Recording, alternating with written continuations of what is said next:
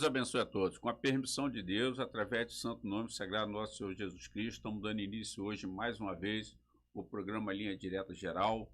E como de costume, não poderá ser diferente nunca. Queremos agradecer aos nossos familiares, nossos internautas, nossos seguidores, nossos colaboradores que têm entendido o propósito dessa rádio, que essa rádio é uma rádio voltada para a utilidade pública, cumprindo a sua função social. Então, todas as pessoas que vêm, quando nós anunciamos aqui um amigo, uma empresa dele, ele é mecânico, ele conserta a geladeira, não há nenhum tipo de dinheiro, né? Nós fazemos isso numa função social, ok?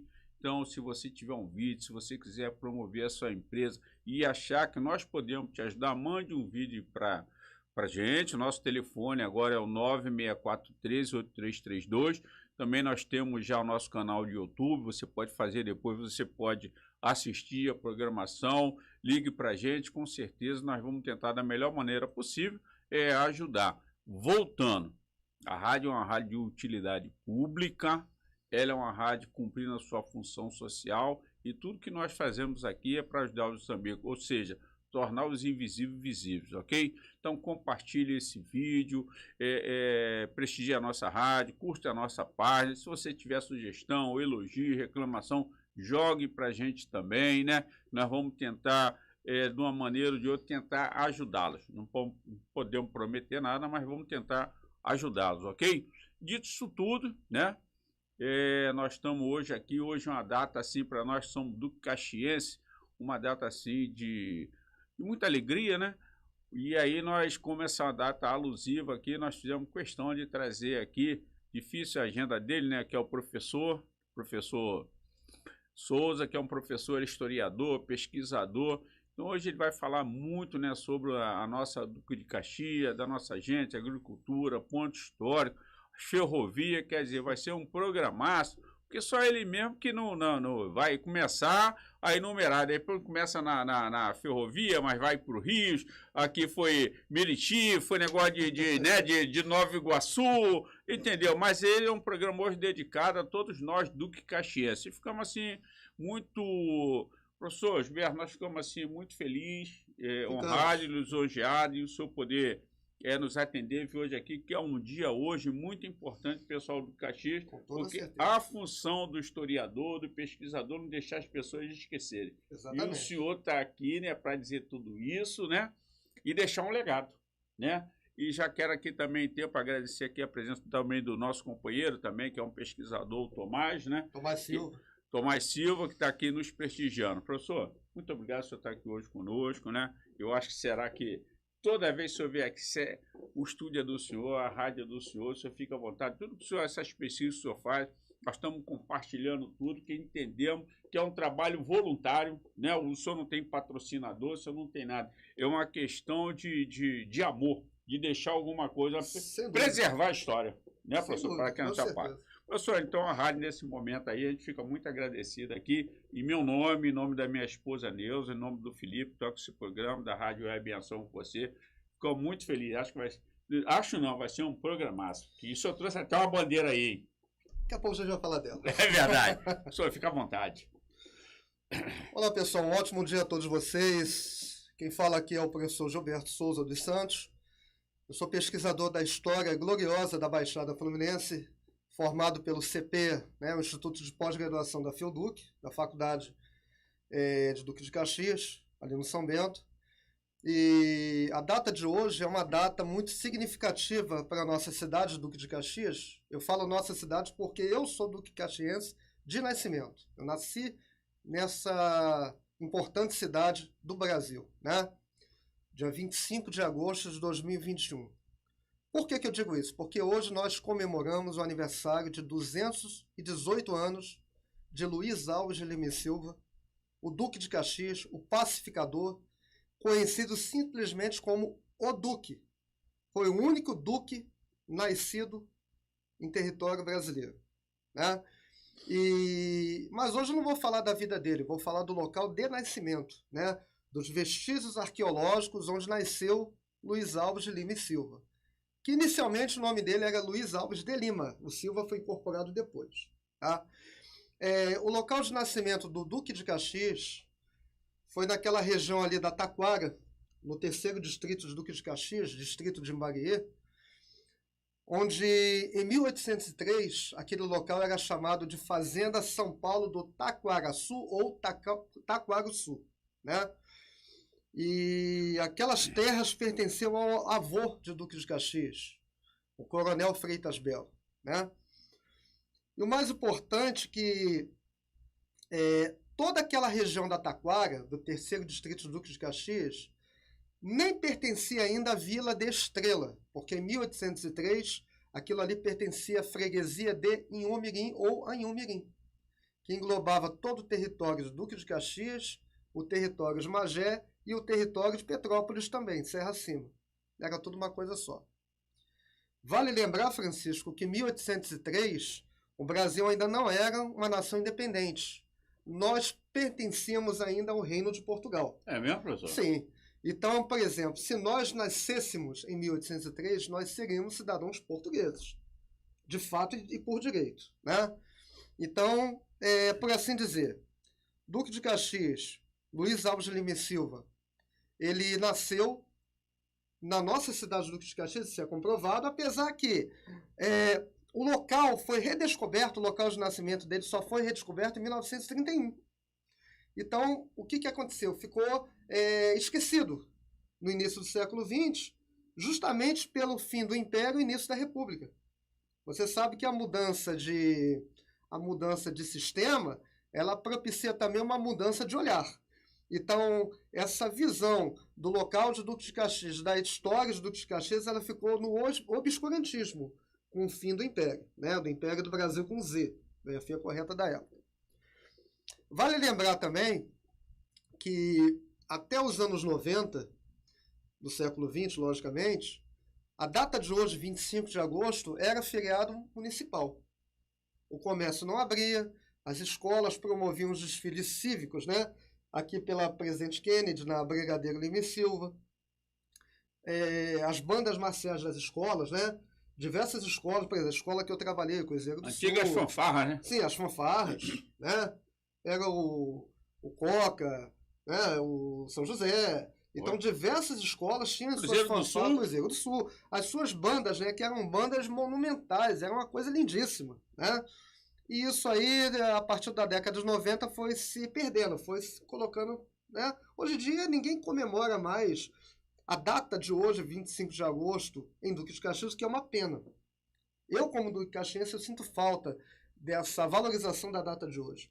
Afinal de contas, o Duque de Caxias é um homem que deu um nome ao nosso município. Nascido, é o meu conterrâneo mais ilustre.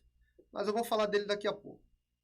Uma coisa também que vale a gente falar aqui, nessa nobre entrevista que eu honrosamente fui chamado, ainda tenho que agradecer a você, e aos telespectadores também que estão me assistindo na minha rede social, na sua rede social também, né? O mundo está assistindo, graças a Deus, essa live, é que a história da nossa cidade, ela se confunde com a própria história de nossa nação. Ah, mas Duque de Caxias se emancipou em 1943. Correto, se emancipou de Nova Iguaçu.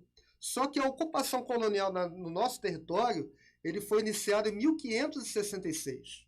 A primeira sesmaria que foi doada na foz do rio Meriti para um colono lusitano sefardita, um cripto-judeu, né, chamado Brás Cubas. Ele recebeu uma enorme sesmaria de Mendiçá, em 21 de setembro de 1566, entre o rio Meriti e o rio Sarapuí. Sesmaria de Brás Cubas. Ali se iniciou a ocupação permanente, uma ocupação lusitana no atual território nosso de Duque de Caxias. Não existia ainda, existia assim a cidade de São Sebastião do Rio de Janeiro, foi fundada um ano antes, por Mendiçá e Estácio de Sá. Então tudo era a cidade do Rio de Janeiro. Não existia Baixada Fluminense, Caxias, não existia nada disso. E uma das sesmarias que foram doadas no nosso território foi a de Brás Cubas, o embrião do Arraial de Meriti, ou Miberiti, né? Palmeiras gigantes. Muito bem. Em 1645, surgiu uma primeira capela em Taipa de Pilão, em Sapê, naquele retorno do Hotel Capri, não, Washington Luiz? Sim. Naquele outeirozinho ali, né? Uma capela em Taipa de Pilão, em Sapê, dedicada a São João Batista de Trairaponga, a primeira capela sob a invocação de São João. Ah, mas é São João de Meriti? Eu vou chegar lá. São João de Meriti ainda não existia. São João, na verdade, se iniciou na orla da Baía de Guanabara, aqui em Duque de Caxias, um pouco depois do Parque Beira-Mar, no retorno do Hotel Capa. E essa capela se arruinou com o tempo, logicamente, por ser taipa de pilão e sapê. Né? Desculpa, professor, não tem nem vestígio, nada lá? Sim, existem vestígios sim, no alto daquele retorno do Hotel Capri, alguns tijolos de adobe. Mas são preservados ou não? Ou tá... Não, está abandonado. Está abandonado. Eu fiz um trabalho arqueológico lá com alguns amigos pesquisadores também, desde a época da faculdade, né? E nós pudemos perceber vestígios de fragmentos de tijolos de adobe naquela região. Então, o que acontece? Até 1747, ou seja, 102 anos depois, que a capela foi erguida em 1645. Essa capela se arruinou e ela foi construída em argamassa colonial. O que é argamassa colonial? Óleo de baleia, pedra de cantaria, conchas moídas e areia dos rios, principalmente o rio Meriti. Né? Essa capela foi construída mais próxima do rio Meriti, mais para dentro. Atualmente aqui no Parque Lafayette, a igreja de Santa Terezinha, que foi a segunda capela em invocação a São João Batista de Trairaponga. Nessa época, o nome São João Batista de Trairaponga, que era o nosso território, ele passou a ser chamado São João Batista de Meriti. Não por causa da cidade de São João de Meriti, por causa do rio Meriti, que era um rio meandroso. Ele não era canalizado do jeito que a gente vê. Hoje nós temos um canal Meriti, não o rio Meriti. O rio Meriti não existe mais. O único vestígio do rio Meriti, dois vestígios, por assim dizer, é um braço do rio Meriti que está localizado ali próximo da Rio Decor, do batalhão naval ali da entrada, né, da rodovia Washington Luiz. E aqui próximo da Nilo Peçanha, na rua na Porto, bem próximo do Parque Lafayette, o Canal dos Caboclos. Aquilo ali foi um dos afluentes do antigo rio Meriti. Foi um afluente meandroso que foi abandonado após a retificação. Né? Muito bem. Já no século XVIII, em 1745, a igreja de Santa Terezinha do Menino Jesus, ela passou a ser a sede do Arraial de Meriti. Tá? Bom, isso perdurou até aproximadamente o ano de 1886, com a chegada da ferrovia no território de Meriti. Ainda não existia Duque de Caxias, o território de Meriti, primeiro distrito de Duque de Caxias. Estrada de Ferro do Norte. 2 anos depois, 1890, 4 anos depois, 1890, Estrada de Ferro Leopoldina Highway. Tá? O trem chegava assim à atual Duque de Caxias, Estação Meriti. A Estação Meriti não tem nada a ver com São João de Meriti, é o centro de Caxias. E com isso, né, a população ela foi aumentando vertiginosamente. Por quê? Porque a ferrovia, quando chegou a Caxias, fez com que todo o território do primeiro distrito ele fosse loteado, né, às margens da ferrovia, principalmente para os trabalhadores que precisavam ir em direção à cidade do Rio de Janeiro. Tá? Então, quer dizer, ocorreu um dessecamento dos rios, dos pântanos, com as obras de saneamento desde o início do século XX, que perdurou até a década de 30, com o DNOS, o Departamento Nacional de Obras e Saneamento de Hildebrand de Góes. E, na verdade, a Baixada Fluminense era imenso pântano. Né? O trem só chegou aqui no final do século XIX à custa de imensos aterros. Sabe, Francisco? Então, o que acontece? Isso proporcionou, o dessecamento da nossa região, proporcionou um aumento populacional, porque as terras foram dessecadas. Então, passou a ser habitável. Né? Mesmo tendo surto de cólera morbus, malária, que foi endêmica na nossa região, eu vou falar disso daqui a pouco, com a chegada do Centro Pan-Americano de Febre Aftosa aqui no São Bento, e do Pó de Broca lá na Cidade dos Meninos também, que tem uma participação ativa aí, meados do século XX. Mas Duque de Caxias nasceu dessa forma. Né? Nasceu na orla da Baía de Guanabara, próximo ao Parque Beira-Mar, naquela região do Parque Gráfico do Globo. Tá? E ela foi se aproximando mais para o interior, cada vez mais para dentro. 102 anos depois, para o atual Parque Lafayette, a igreja de Santa Teresinha do Menino Jesus, que era São João Batista de Meriti. E o Arraial de Caxias, o centro de Caxias, ele foi se tornando cada vez mais populoso a partir de 1886, com a chegada da ferrovia, Estrada de Ferro do Norte, a Leopoldina, né? Vale lembrar também, ainda falando sobre a Estrada de Ferro do Norte, a Leopoldina, que o traçado dela original não é aquele que nós conhecemos hoje. Por exemplo, o trem vem de Lucas, Vigário, aí entra em Caxias, aí de Caxias vai ali para o Corte 8, que é uma estação nova, de lá vai para o Goiás Macho, de lá vai para Campos Elíseos. Aí é que tá. Aí depois Primavera, Saracuruna, enfim. Não. De 1886 até 1911, parte do leito ferroviário era pelo atual presidente Kennedy, governador Leonel de Moura Brizola. Como assim? A Estrada de Ferro do Norte, ela passava ali pelo Pantanal, São Bento, Pilar. É mesmo, professor? Sim, até 1911. Inclusive, embaixo das duas pontes do lote 15, que é limite Belfort Roxo com Duque de Caxias, e da ponte do Pilar, existem vestígios ferroviários da primeira linha férrea que chegou aqui a Duque de Caxias, Estrada de Ferro do Norte, Leopoldina, até 1911. Quando, em 1911, a linha férrea foi retificada do Gramacho até Campos Elíseos. O Gramacho era chamado de Estação Sarapuí, com Y ainda. E Campos Elíseos era chamada de Estação Actura. Tá? Só que os nomes Gramacho e Campos Elíseos só modificaram em 1943, com a emancipação de Duque de Caxias de Nova Iguaçu. A estação de Imbariê era chamada de Estação Estrela, depois foi Joaquim Távora.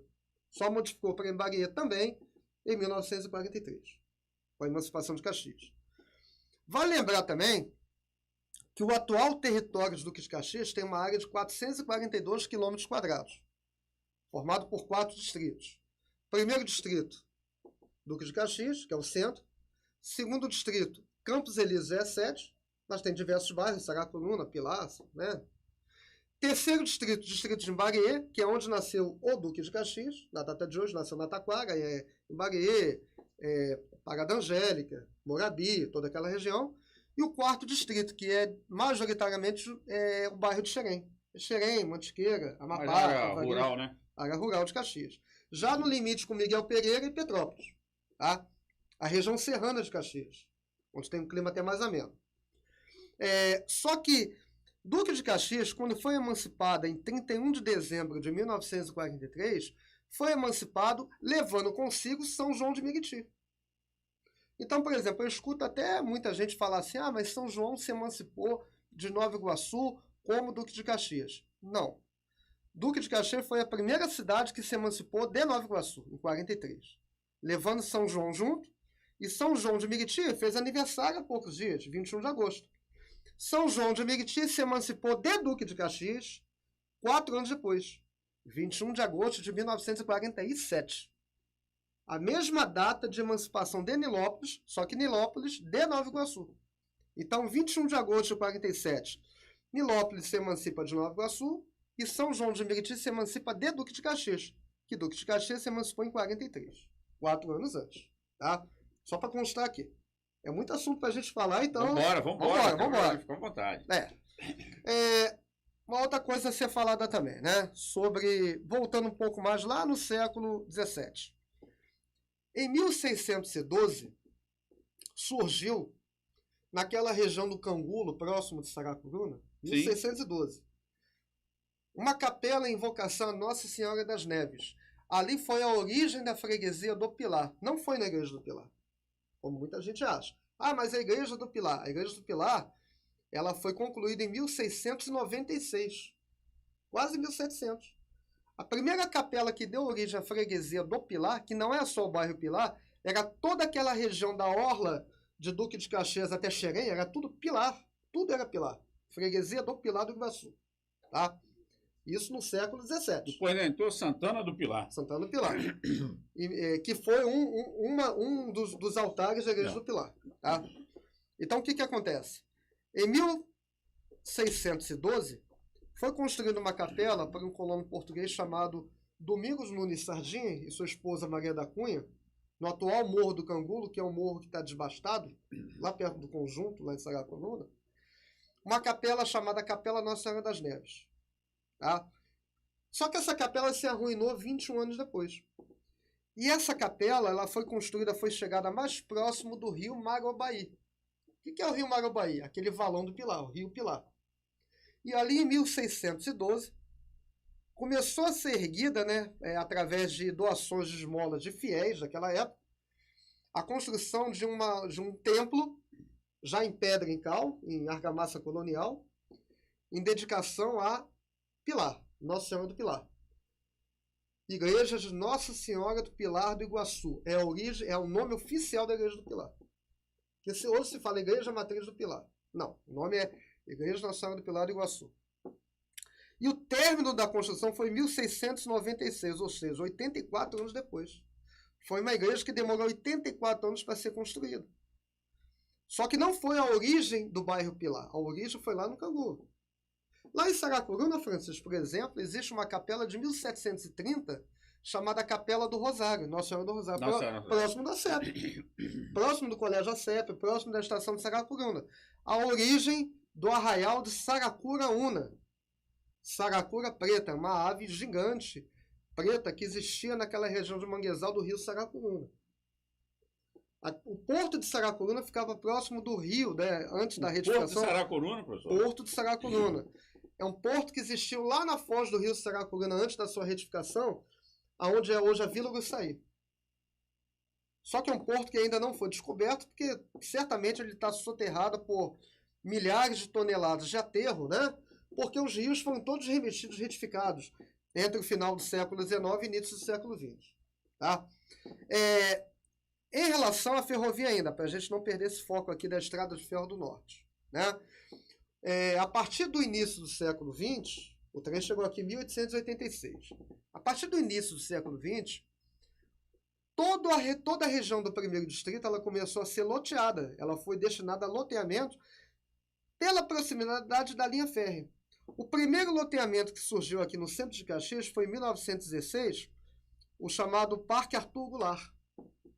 O Parque Arthur Goulart nada mais é do que a Vila Itamaraty, a nossa região do Centenário.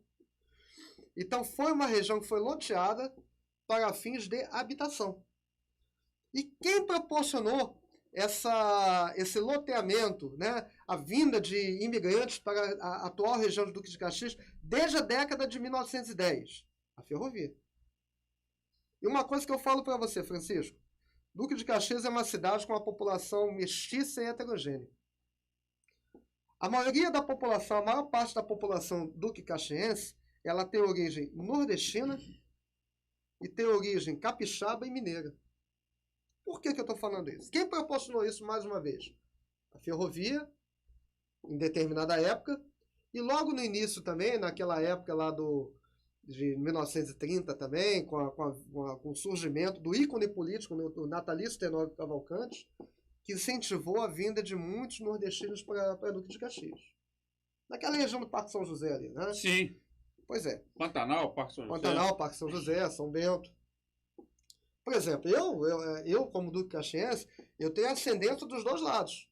O meu pai era de Recife, era pernambucano, e minha mãe capixaba. A família da minha mãe veio de trem para Caxias no final dos anos 50. E veio para viver aqui, para tentar a sorte no Rio. Que antigamente falava isso, eu vou para o Rio tentar a vida, ganhar a vida. Né? E daqui não voltou mais. Graças a Deus eu nasci aqui nessa cidade gloriosa, uma cidade que amo. Duque Caxiense que eu sou. Né? Em relação a pontos turísticos da nossa cidade, que é bom falar isso também, né? Eu não sou guia turístico. Não, mas o senhor é um pesquisador e com certeza, né? O senhor tem muito a passar para a gente, sim, né? Eu pesquiso a história da cidade. Mas, sim, por exemplo, nós podemos citar aqui a Igreja do Pilar, que é um bem tombado pelo IPHAN, inclusive está até terminando a obra agora, mais uma obra do IPHAN de restauro, né? É uma igreja tetracentenária, uma das igrejas mais antigas do nosso país, da nossa nação. É o símbolo maior de Duque de Caxias, a Igreja do Pilar. Nem a Santo Antônio? Não, a Santo Antônio é mais recente. Eu vou falar da Santo Antônio daqui a pouco. Santo Antônio já é século XX. Mas, por exemplo, a mais antiga é Santo Antônio é a Santa Terezinha. que é século XVIII, mas a Igreja do Pilar é século XVII. Então, foi a origem, né? A origem, como é que eu posso falar? A origem da fé católica em Duque de Caxias, ela se divide entre a Igreja do Pilar e a Capela de São Bento, atrás da Feduc, onde existiu ali a antiga Sesmaria do São Bento do Iguaçu, dos padres beneditinos também, que é contemporânea à região do Pilar. Tinha até um externato, né, professor? Sim. Então, o que acontece? Quando eu for falar de São Bento, eu vou falar o seguinte: toda aquela região de São Bento, ela pertencia aos beneditinos, porque foi doada em 1782 pela viúva do Cristóvão Monteiro, que foi um dos sesmeiros que recebeu aquele lote de terras ali, ainda no século XVI. Quando ele faleceu, a sua esposa, que o nome dela era Marquesa Ferreira, ela não era marquesa de título, o nome era Marquesa. A Marquesa Ferreira, ela recebeu vasto território em Duque de Caxias, da orla do Parque Beira-Mar até Xerém, era tudo dela. Ela recebeu aquilo ali. E como ela tinha uma fé muito grande em São Bento, ela doou todo aquele território para os padres beneditinos, né? E ficou, né? E logicamente prosperou com a cana-de-açúcar, né? Logicamente. Sendo que no início do século XX, os beneditinos eles tiveram que sair daquele território e o território foi todo loteado, dando origem aos lotes. Essa é uma das origens do lote 15. Era o 15º lote, era a 15ª gleba da região de São Bento. Então, ali naquela região teve lote 1, lote 2, lote 3, lote 4. O único nome que se perpetuou foi lote 15. Aquela região entre Belford Roxo e Duque de Caxias. Tudo aquilo ali pertenceu à terra dos beneditinos. Tá? Uma coisa que é importante falar também, sobre o Pilar, que a gente estava falando aqui, que o Pilar, a Igreja do Pilar é o símbolo máximo, é o símbolo maior em relação ao patrimônio histórico da nossa cidade. Tem outros patrimônios também, mas não tem como você pensar na Igreja do Pilar e você não pensar em Duque de Caxias. Tá? Da mesma forma, não tem como você pensar na Praia de Mauá e você não pensar na primeira ferrovia do Brasil, a Guia de Pacobaíba. Guia de Pacobaíba, né? Isso aí. A primeira ferrovia do Brasil, Estrada de Ferro Mauá. Então, O que é Irineu, né? Irineu Evangelista de Souza, né? Um dos maiores brasileiros que já tivemos. Uma coisa que eu quero falar também, para a gente poder encerrar essa primeira fala aqui, é sobre o nosso território também, mas em relação à população. Né? Em relação à população. A nossa população é uma população miscigenada, é uma população humilde, uma população trabalhadora. Duque de Caxias tem quase 1 milhão de habitantes, sendo que a maior parte desses habitantes trabalham ainda na cidade do Rio de Janeiro e se utilizam do trem para poder se transportar, né, para poder se locomover. Então, Duque de Caxias ainda é uma cidade dormitório, né, pelo fato, logicamente, que temos aqui um tino comercial muito grande, mas as pessoas ainda trabalham em grande parte da cidade do Rio de Janeiro. E temos aqui uma gênese, temos aqui uma origem muito valorosa.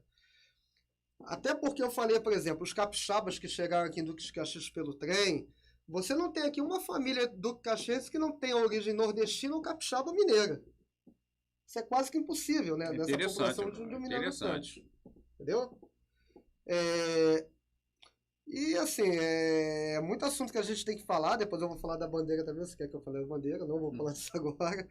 A bandeira imperial, né? Mas eu só tenho que agradecer pela data de hoje, né?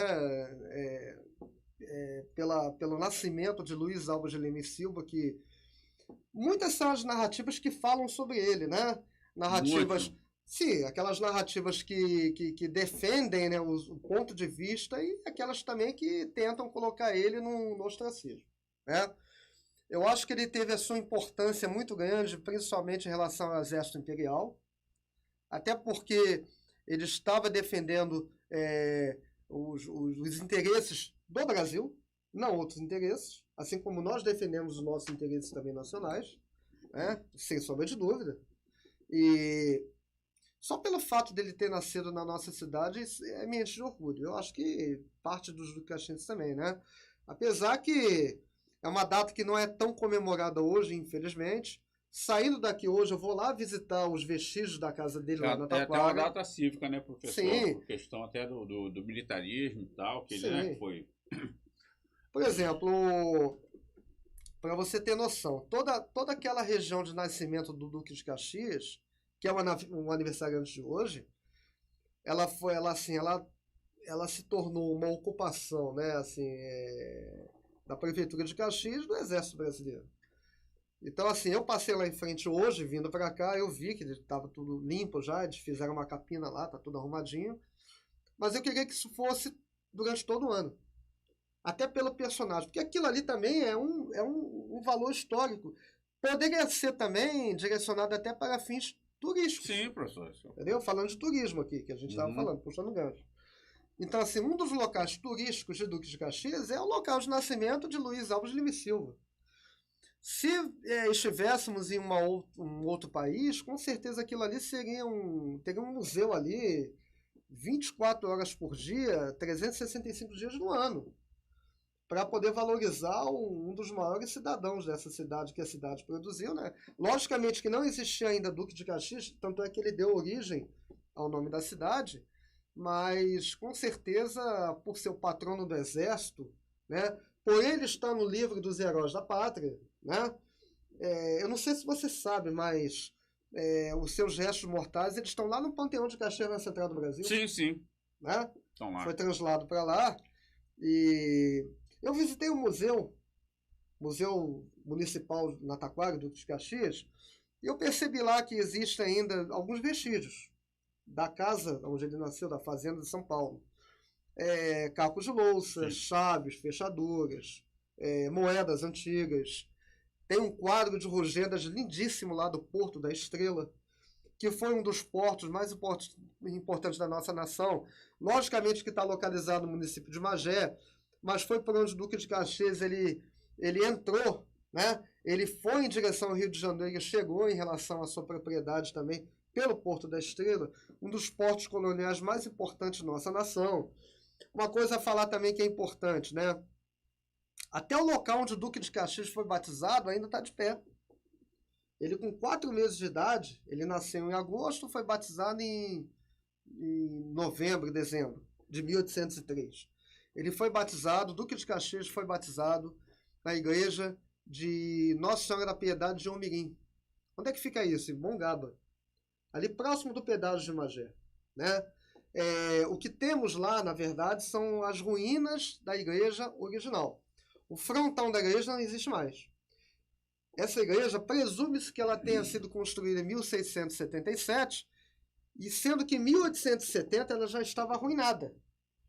Tanto é que o Império, né, a Vila de Estrela, ela proporcionou o levantamento de um muro frontal e a construção de uma capela nos fundos, onde era o arco-mor da igreja de Nossa Senhora da Piedade.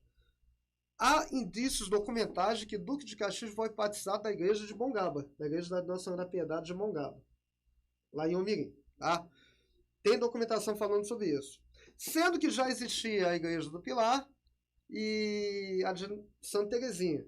Mas como tudo pertencia à freguesia de Umirim, ele poderia ser batizado em qualquer uma das igrejas. Entendi. Logicamente que a família dele optou por batizar ele ali na região atualmente pertencente a Magé, né? Mas ele nasceu em território de Duque de Caxias.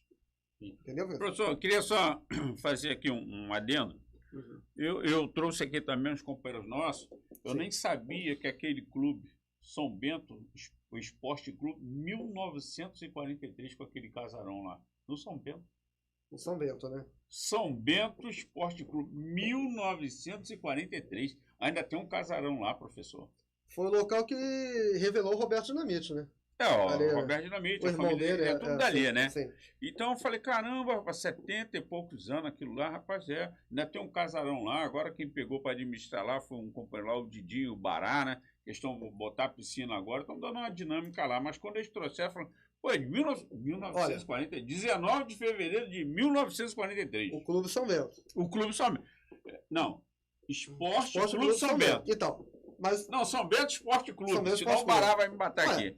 Duque de Caxias São já Bento Esporte teve Clube. clube de futebol tradicionalismo, Nacional Futebol Clube, Sim. o Vila São Luís, Esporte Clube Ganha Macho, né? Esse é outra. O Clube dos 500, o Aliança, o Recreativo Caxiense. Bateu saudade agora. Cara, quando a gente pelo tempo, né, professor? Sim, é verdade. Mas olha só, Francisco, falar do São Bento, né? A origem do São Bento é aquela origem colonial ainda. Tá? A origem da Fazenda São Bento de Iguaçu. Tem um amigo meu que está lá agora na região do Museu Vivo ali, um grande amigo nosso, né, Tomás? Roberto Aires. Eu quero mandar um abraço para o Roberto Aires, daqui a pouco eu vou te visitar aí, meu querido. Tá? Um grande amigo que nós temos também, ele é ligado à paróquia de Duque de Caxias, né? Enfim, ele faz um trabalho social muito intenso e louvável, né? Daqui a pouco eu vou falar outros companheiros também aqui. Fica à vontade, tá? professor. Mas falar do São Bento. Ali, no São Bento, naquela região, existe, atrás da Felduque, a primitiva igreja de Nossa Senhora do Rosário, que posteriormente foi chamada Nossa Senhora dos Homens de Cor. Aquela capela é de 1745. E do lado, o casarão da Fazenda São Bento de Iguaçu, que aquele casarão é de 1747, é um pouco mais posterior. Tá? Foi uma grande produtora de cana-de-açúcar no nosso território, pelas mãos dos padres beneditinos, ok? E a já falecida a viúva Marquesa Ferreira, né? Então, durante quase 200 anos, São Bento foi uma grande produtora de açúcar no Brasil colônia, no atual território de Duque de Caxias. Inclusive, ali por trás do São Bento, muita gente nem imagina isso. Tem uma pequena vala ali que a gente atravessa para ir em direção ao Museu Vivo, o Valado, sim, né? Aquilo ali é um vestígio do Rio Iguaçu original. O Rio Iguaçu original ele não passa no lote 15. Aquele ali foi um canal retificado, aberto no início do século XX. Era um rio mendroso, sinuoso. Por exemplo, hoje em dia nós temos o canal Iguaçu retificado ao canal Sarapuí, numa única foz na Baía de Guanabara. Só que até o início do século XX não era assim. Você tinha o rio Sarapuí meandroso, o rio Iguaçu meandroso em bacias independentes. Inclusive a foz original do rio Sarapuí, que não existe mais, ela ficava ali ao lado da onde existiu o aterro sanitário do Jardim Gramacho, que foi desativado agora em 2006, 2007. Ele foi aberto em 1978, aquele aterro sanitário. Né? Ali gerou muito problema em relação à poluição na Baía de Guanabara, isso é uma outra história. Mas o mais importante é que toda a orla de Duque de Caxias, desde aquela região Dona Clara, no Rio Estrela, até a foz do Rio Meriti, aquilo ali era apinhado de fazendas coloniais. Vale lembrar também, para os nossos telespectadores que nos assistem, né, e que vão nos assistir também nessa live que vai ficar gravada, é que vale uma máxima aí. Né? Locais hoje muito habitados, no século XVI, XVII, XVIII, eram desabitados. E locais hoje ermos, como acontece lá, por exemplo, no Porto da Estrela, lá em Magé, eram locais habitados. Então, por exemplo, aqui em Duque de Caxias, naquela região ali atrás do São Bento, existiu até a década de 50, 60, um campo de aviação ali chamado Campo do Bomba, do Gramacho, Campo de Aviação do Gramacho. É local atualmente desabitado, ermo. Mas foi um local habitado no século XVII e XVIII. Existe um quilombo ali chamado Quilombo do Bomba, Quilombo do Gabriel. Naquela região da Ana Clara ali, limite com Magé, mas ainda em Duque de Caxias, existe uma ilha. Duque de Caxias tem uma ilha ali ainda. Ilha do Morro Grande, atrás da Reduque. Era uma ilha que até o século XIX existia uma fazenda ali chamada Fazenda do Mosquito. Tá? A Fazenda do Salgado, a Fazenda do Mosquito.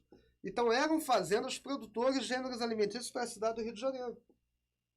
Só que hoje em dia é um local totalmente desabitado, ermo, perigoso, enfim, que eu estou querendo ir lá, mas não tive ainda condições estratégicas para poder adentrar, porque é lá só de barco. Eu vou ter que pegar um barco na Mauá para poder entrar lá. Não tem nenhum tipo de rua, de acesso que ligue Duque de Caxias até a orla da Baía de Guanabara atualmente. Uma coisa que vale lembrar também aqui, aproveitando essa live, que muita gente já riu quando eu falei isso, mas hoje estão começando a redescobrir, né? Não sei se você lembra disso. Meu pai chegou a pegar isso, na década de 60. Duque de Caxias já teve uma praia. Já teve praia em Caxias? Já, eu vou falar sobre isso. Praia da Chacrinha. ficava localizada ali atrás dos Três Marias, atrás do Parque Gráfico do Globo. Foi tudo aterrado.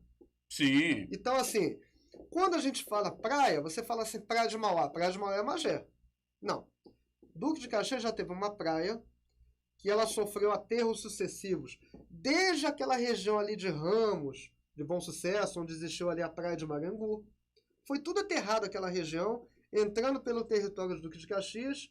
E ali... Ué, a maior prova disso. Por que o nome daquela região ali perto do Hotel Capra é Parque Beira-Mar? Porque o mar chegava ali. Parque Beira-Mar. O mar hoje está a quilômetros de distância dali. Foi tudo aterrado. Um abraço para o meu amigo Hugo Delfim, que eu vou falar uma pesquisa que ele fez também sobre a ilha do Saravatá. Caxias já teve uma ilha até a década de 60, até a década de 60 e 70, localizada ali na entrada do Trevo das Missões, que foi tudo aterrado aquilo ali, tá? Chamada Ilha do Saravatá. Tinha um estuário belíssimo da Baía de Guanabara, ali onde passa a linha vermelha atualmente. Aquilo ali era tudo ocupado pelo mar, pela Baía de Guanabara. E foi tudo aterrado. Quando a rodovia Washington Luiz foi aberta, em 1950, na entrada de Caxias, ali onde é ali, do outro lado do Hotel Luxemburgo, era possível você observar a Baía de Guanabara dali. Você via o mar dali. Hoje em dia é possível. Você via o mar, via o galeão, você via tudo ali. Não sei se você chegou a ver alguma coisa ali na década de 60 e 70. Porque os aterros ali, o último aterro que ocorreu ali naquela região, na entrada de Duque de Caxias, foi em 1984. Foi tudo aterrado, tá? Então, assim, se você pegar um mapa de Duque de Caxias, você vê uma orla costeira ainda, na Baía de Guanabara. Só que, por exemplo, o território de Duque de Caxias ele foi aumentado ali por causa de sucessivos aterros, da década de 50 até a década de 80. Então, assim, a gente pode afirmar categoricamente que Duque de Caxias já teve uma praia. Eu fico imaginando que os primeiros colonos, os lusitanos que chegaram na nossa orla aqui, por exemplo, Brás Cubas, ele tenha se deparado com um estuário belíssimo da Baía de Guanabara aqui na nossa região. Uma coisa paradisíaca. Um trecho ainda limpo da Baía de Guanabara, né, não poluído, e com certeza isso incentivou ele a ocupar essa região que ele deu o nome de Meriti. Entendeu, Francisco? Então, esse nome Meriti foi dado por Brás Cubas. Brás Cubas. Arraial de Meriti. Era Seja Maria de Brás Cubas. Com o tempo, ele deu o nome de Meriti ou Miberiti, né? Terra de muitas palmeiras. A região do rio Meriti. Professor, hoje, Duque de Caxias se destaca hoje, né, por ser, né, um município muito populoso. Sim. Talvez primeiro é o Rio de Janeiro, né? Sim. E é Rio de Janeiro, São Gonçalo, né? Acho que Nova Iguaçu e Duque de Caxias, né? Então, o que, por exemplo, aqui também, professor, o senhor como pesquisador, muitos vieram para cá também, porque é o seguinte, Caxias também, geograficamente, está bem centralizado. Em relação a ser um ponto estratégico entre a ligação entre o Rio de Janeiro... Né? Sim. Rio de Janeiro, região serrana, a Baixada Fluminense, lá Nova Iguaçu, Mesquita, Queimados, e a Baía de Guanabara. Eu não entendo por que até hoje não tem uma barca em Duque de Caxias. É uma coisa perfeitamente viável. Sendo que no século XIX, barcas a vapor navegavam até a Praia de Mauá e dali subiam de trem até Petrópolis. Entendeu? Quer dizer, existia essa tecnologia no século XIX. Por que não se tem essa tecnologia hoje? Por exemplo, em Duque de Caxias, especificamente falando, eu fiz até um vídeo na semana passada, né? O meu amigo Tomás ele me ajudou nisso. O ramal ferroviário São Bento-Ambaí, que foi desativado. Ele foi aberto em 1968 e foi desativado em 88. Que ramal é esse? Aquela linha do trem que passava no lote 15. Sim. Entendeu? Porque eu, na minha infância, eu morei no Pilar, no início dos anos 80. Então eu cheguei a ver os trens cargueiros passarem pelo lote 15. Se você falar isso para alguém que tem hoje menos de 30 anos, a pessoa vai dizer, pô, o trem passou aqui na Kennedy, atravessava a Presidente Kennedy, direção Vale do IP. Sim, já tem vestígio lá do trem, tem, professor? Foi tudo arrancado em 96. Foi tudo arrancado. Mas eu vou contar a história disso aí. Né? A história remete ao Império ainda. Por quê? A Estrada de Ferro Leopoldina ela foi aberta em 1886. Chegou lá em Piabetá, na estação de entroncamento, em 1888. E, com isso, os trens passaram a ter uma ligação direta do Rio de Janeiro em direção a Petrópolis. Estrada de Ferro Príncipe do Grão-Pará, fazendo em 1926 extinguir o tráfego de barcas a vapor até Mauá, porque já tinha trem passando por Duque de Caxias, até Petrópolis. Então, o que acontece nesse caso?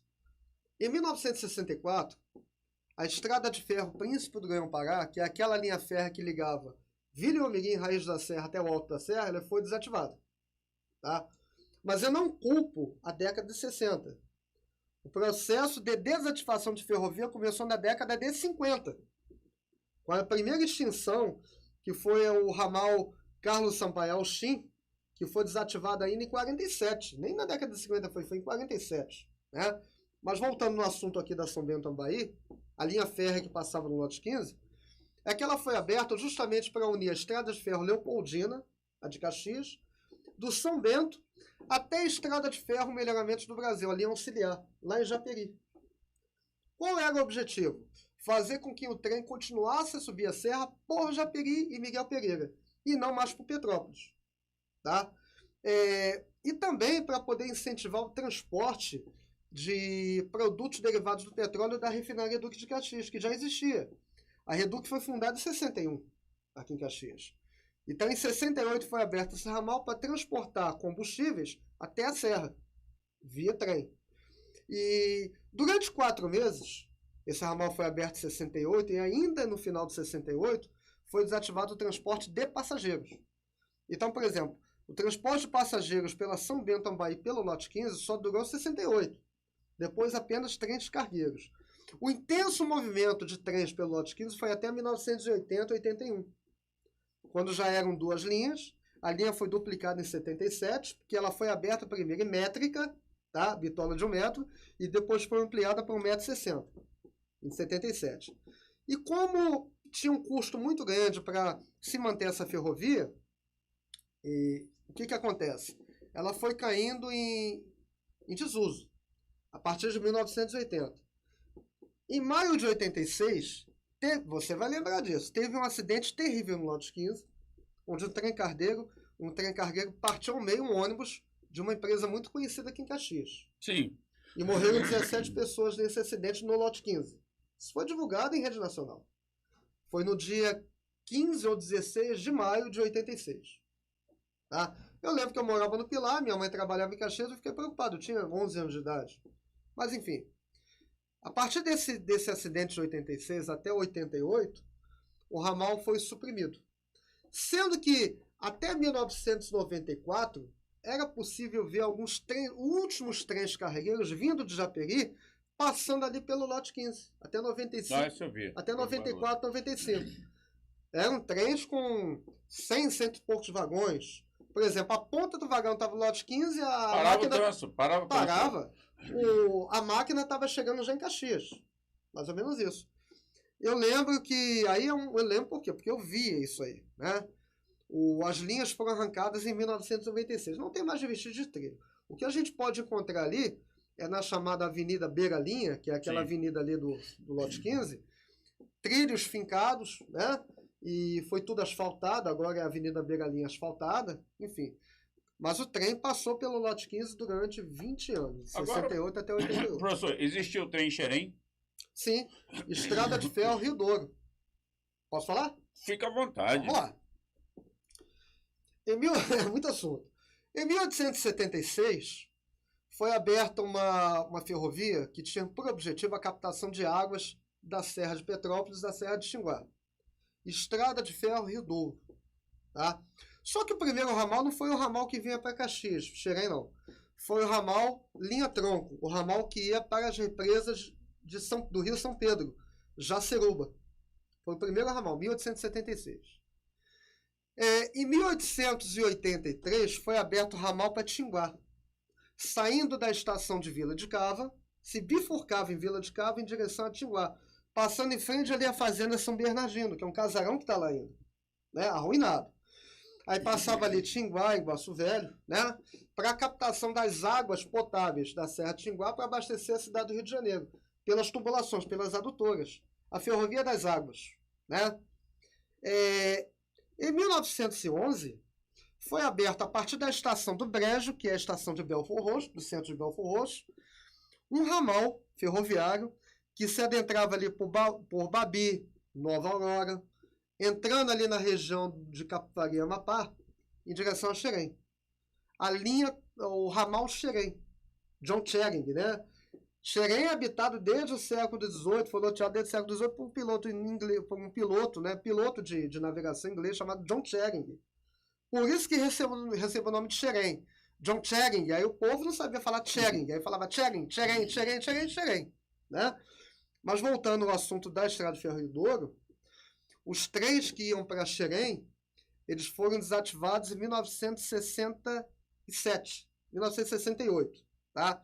Até 68 era possível ir até a Praça Mantiqueira de trem. E dali até a represa do Galrão, localizado no Parque Nadantas, mas um pouco mais acima ali em Xerém. Então, o que acontece?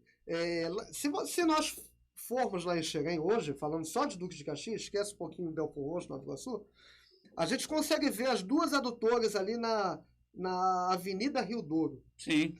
Que é aquela avenida que une aquele estádio ali, o estádio do Tigre. Do Tigres do Brasil, aquele do Xerém Marrentão, da Praça Mantiqueira. A gente consegue ver as adutoras passando, atravessando ali a Praça Mantiqueira, depois do CT do Fluminense ali. Sim. A gente consegue, depois da FNM, a gente consegue ver as adutoras ali em direção ao Capivari. E dali adentro a Belfort Roxo por Nova Aurora, que antigamente era chamada apenas Estação de Aurora, e dali em direção a Belfort Roxo.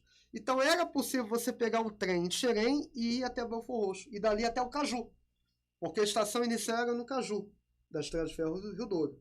Então, assim, é claro, assim, meu avô chegou a pegar trem até Xerém. A estação de Xerém não existe mais, a estação de Xerém. No lugar da estação de Xerém, você tem uma banca de jornal lá na Praça de Xerém, que é uma praça pequenininha. Tá? Ali era o ponto terminal do ramal Xerém da Estrada de Ferro Rio Douro. Entendeu? Não, professor. É muito, quer dizer, por isso que o senhor está aqui hoje, realmente. Eu tenho que mandar uns abraços, ó. Falta só fica à vontade. Não, fica à vontade. Passa. Não. Mas o tempo passa, professor, mas é um verdade. tempo assim muito precioso, porque o senhor está colocando aqui para gente, né, quem está nos assistindo, quem está compartilhando conosco, para entender que é a história do seu município, porque muita gente mora no município, mas não conhece. Né? Verdade. Isso que o senhor falou aqui, por exemplo, John Chering, eu não sei falar em inglês, então ficou Xerém. Por exemplo, ninguém sabia a origem, né? A origem foi do que o senhor está falando, foi um piloto, um navegador que chegou lá, John Chering. Você fala, Xerém, aí ficou. Saracuruna, Saracuraúna, era um termo tupinambá. Aí ficou Saracuruna. Pilar, por causa da freguesia do Pilar.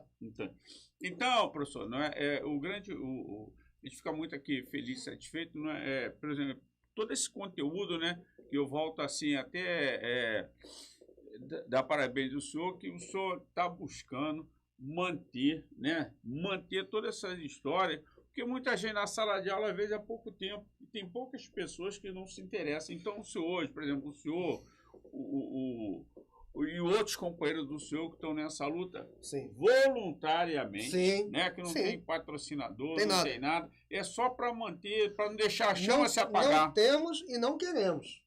Isso é importante. Isso é importante. Em hipótese alguma. Nós somos imparciais e isentos. Uma coisa que é importante também, que a gente começou a falar aqui, né? Eu tenho que mandar os meus abraços ainda. Fica à vontade. Não dá tempo. Eu vou falar sobre isso. Porque, gente, a coisa aqui é bem corrida na live. É a terceira live que eu faço com meu amigo Francisco aqui na rádio web, né? Mas é uma coisa assim, e hoje eu estou na correria, eu vou ter que dar aula até 10h da noite ainda. Sem brincadeira. E visitar as ruínas da Casa do Homem também, né? Você ainda vai lá na Taquara, Sim, né? vou na Taquara, vou no São Bento hoje ainda. Mas o que é importante falar aqui para os nossos telespectadores, né? Vocês têm que valorizar a história do nosso município. A gente tenta fazer um trabalho de formiguinha, um trabalho sério, né? Com nenhum recurso.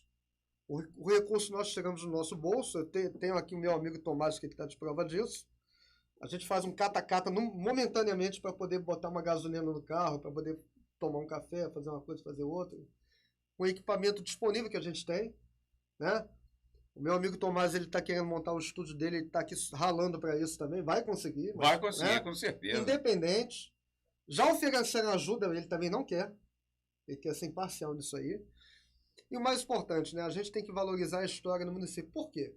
As pessoas vão A história é construída por narrativas, mas os vestígios arqueológicos ficam. Então nós temos que contar a história através dos vestígios, daquilo que a gente consegue perceber, que a gente consegue observar, né? E valorizar cada vez o nosso chão. Você tem que ter orgulho da sua cidade. Por exemplo, eu nasci em Duque de Caxias, Francisco nasceu em Duque de Caxias. Sim. Tomás nasceu em Magé, mas na fronteira com Caxias também. Felipe é caxiense. Também. Então aqui temos 4 cidadãos da Baixada. Verdade. Entendeu? Professor, só cortando. Eu moro na região da Fazenda da Tapera. Ou seja, a Fazenda da Tapera paga da Angélica, Duque de Caxias também. Mas o mais importante é que a gente tenta fazer esse trabalho de valorização. A gente não tem ligação nenhuma com política, nem com político, a gente não fala de política, em nenhum momento a gente faz isso. A gente fala de história. A gente fala daquilo que ocorreu e justamente aquela história que tem que ser valorizada a cada dia. A gente tem que valorizar essa nossa história. Esse é o objetivo que você, do Caxias, tem, o compromisso que você tem. Você não precisa ter dinheiro, você não precisa ter cargo, não precisa ter nada. Você precisa valorizar o chão, seu chão de nascimento. E vou mandar os abraços agora. Fica à vontade, professor. Vamos lá. Em primeiro lugar, um abraço para o meu amigo Hugo Delfim, pesquisador daquela região de Irajá, da região da Ilha do Governador e de Duque de Caxias. Tá? Seu Mauri Teles de Menezes. Um grande abraço para o senhor também. Anderson, né, ô Tomás? Nosso amigo Anderson também. Anderson Oliveira. Delaí, o homem voador. Homem voador. Ele sabe por que é homem voador. Delaí, um abraço. Antônio Maciel. Tomás Silva. Roberto Aires. Daqui a pouco, Roberto, eu vou aí te visitar também. Né? O homem do São Bento. Para os meus diretores, posso falar também? Fica à vontade. Pô, é um prazer, pô. Bom, vou falar das escolas que eu trabalho também, tá? Colégio ACEP, meu diretor e amigo Marco Aurélio Marins. Né? Nosso amigo em comum. Pô, Marco Aurélio de longa data. De longas datas. Ele não é meu patrão, é meu amigo. Eu tô falando aqui. Verdade. Né? O Educandário Primavera, as diretoras, a dona Jarley, a dona Maria Nair também, um abraço para vocês. Colégio EMC, o meu diretor aqui, o seu Enivaldo, e os seus filhos também, que são coordenadores, né? O Márcio, o William e o Marcelo, um abraço para vocês. Um grande amigo que eu tenho, que eu trabalho no curso dele, o curso de Fatoração, o professor Heron Gomes. Esse é meu amigo pessoal mesmo, né? Heron, estaremos aí amanhã, um forte abraço para vocês. Um abraço para todos os telespectadores aqui da gloriosa Rádio Web, né? Programa Linha Direta Geral. O conhecimento está na palma da mão de vocês. Vocês têm um conhecimento útil à disposição. E para terminar nossa fala aqui, valorize a história da Baixada Fluminense. Se você quiser conhecer o seu futuro, valorize enormemente o seu passado, porque ele já foi muito glorioso. Muito obrigado a todos vocês. Valorizem as cores de nossa nação aqui, ó, tá? O Império do Brasil. Não é porque eu sou monarquista, não, mas é porque eu tento valorizar isso aqui também a cada dia. Verdade. Tá bom? Professor, olha só, falta poucos minutos, sim, mas todo esse trabalho que o senhor está tendo, né, juntamente com seus companheiros, né, é importante que outras pessoas não só estejam vendo essa live, mas outras lives que o senhor produz.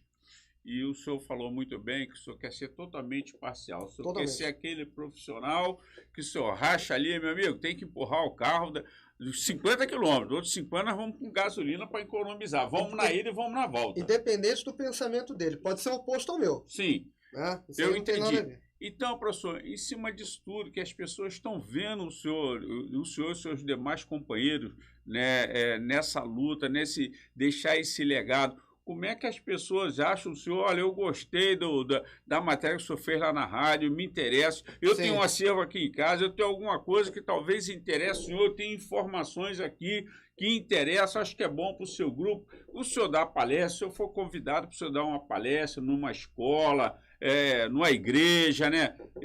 No grupo de pessoas, né? Como é que o senhor faz? Como é que localiza o professor? Ó, vou colocar o meu contato, né? Fica à vontade. Vamos lá, professor. Meu telefone, né?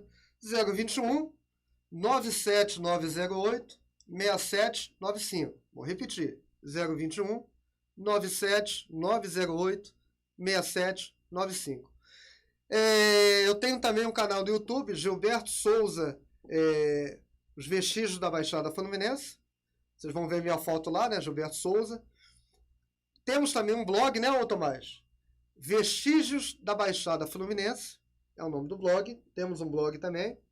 E temos também uma página no Facebook. Valorize a história da Baixada Fluminense. Vestígios da Baixada Fluminense. Tá? E o meu próprio Facebook também pessoal, né? Gilberto Souza dos Santos. Se vocês tiveram algum tipo de intenção de acompanhar o nosso trabalho, eu fico agradecido. É um trabalho sem fins lucrativos, não quero nada em troca, eu só quero apenas a valorização da história por parte de cada componente aí. Não, professor, então, assim, mais uma vez, por exemplo, em meu nome, em nome da Rádio Web em Ação por você, em nome do Felipe, da minha esposa Neuza, né? Sim. Agradeço muito a vinda do senhor aqui, que toda vez que o senhor vem aqui, né, o senhor dá uma aula pra gente, né, que o saber do senhor... curtinho, né? O saber do senhor é inesgotável, né? Outras oportunidades que o senhor puder nos prestigiar, com certeza. É um segmento, né, professor? É um conta-gota. Hoje o senhor fala um pouco... É uma resenha, né? É uma resenha. Uma resenha entre amigos. É uma resenha entre amigos, mas é uma resenha proveitosa e gostosa, né?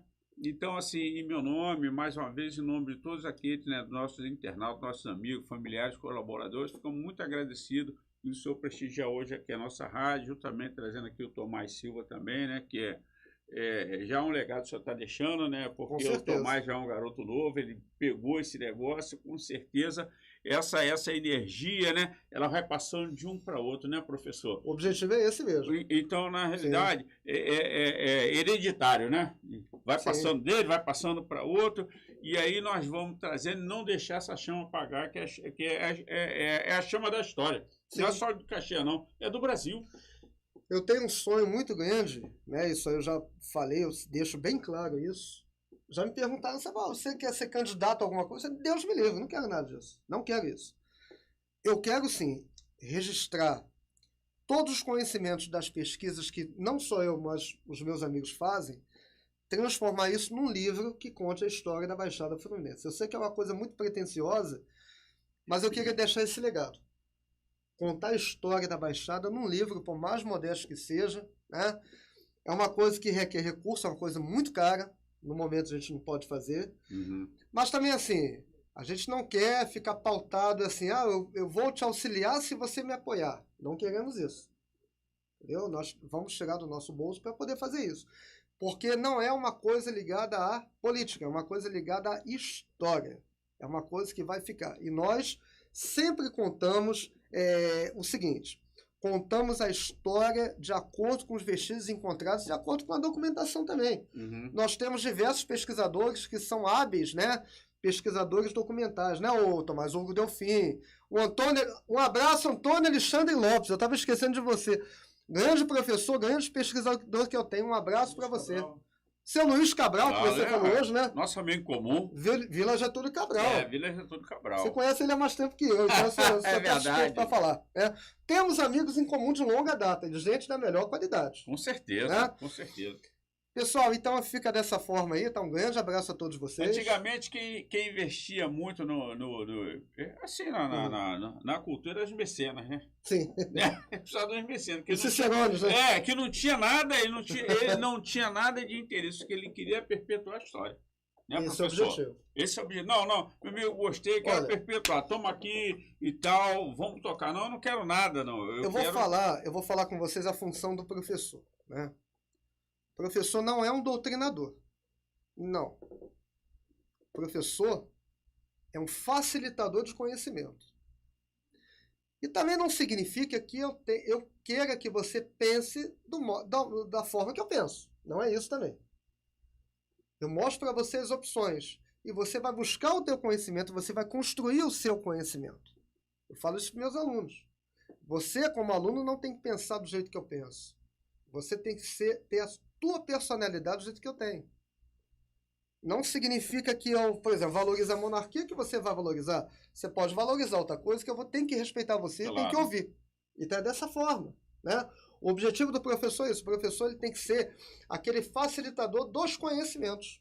Ou seja, o professor tem que ouvir todo mundo. É verdade. Eu tenho que ouvir todo mundo de forma igual, de forma imparcial.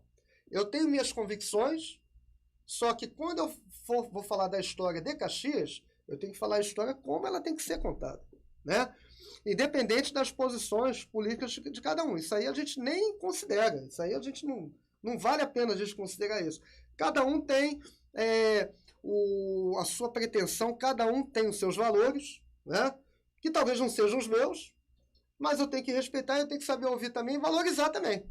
Que bom que existe a diversidade. É verdade. O senhor só me lembrou muito agora a Cora Coralina. Que bom. Não é verdade? A grande escritora, né? A grande escritora, com uma das maiores frases dela, né? Ela ensina, o ensinamento dela vai aprendendo com os alunos, né? Transfere o saber e vai aprendendo, né? Sim, a gente aprende aprendendo. A gente ensina ensinando e aprende aprendendo. Né? Cora Coralina é espetacular. Aprende ensinando. Uma escritora goiana, né? Sim. Bom, professor, então, gente, mais uma vez aqui, vocês compartilhem esse vídeo, né? O professor já deu aqui o endereço das redes sociais dele, é importante. Ele deixou aqui muito bem claro aqui, ele quer ser totalmente parcial. Se você tem essa vontade de ajudar, você venha para ajudar, mas não é com troca. A sua troca é o seguinte, professor, a minha troca é o seguinte, professor, é ajudar aqui para a gente perpetuar a história. Né? Com certeza. Ah, não, mas se eu fizer isso? Não, meu amigo aqui, eu sou imparcial. Cada um tem a sua opinião. Cada um tem a sua Sim, opinião. lógico. Aqui o que nós queremos, se você quiser ajudar, é perpetuar a nossa história do Caxias. Não é isso, professor? Então, professor, mais uma vez a Rádio Web em ação por você, né? O nosso humilde estúdio está aberto aqui. O que o senhor tiver aí das matérias do senhor, tudo que o senhor publica, eu sempre vou compartilhando. O que o senhor tiver de matéria, onde o senhor for, joga para cá que a gente coloca na nossa parte. Muito obrigado por você ter vindo aqui. Deus abençoe. Hoje é um dia maravilhoso, né? Você é amigo meu, você sabe disso. Foi, Felipe?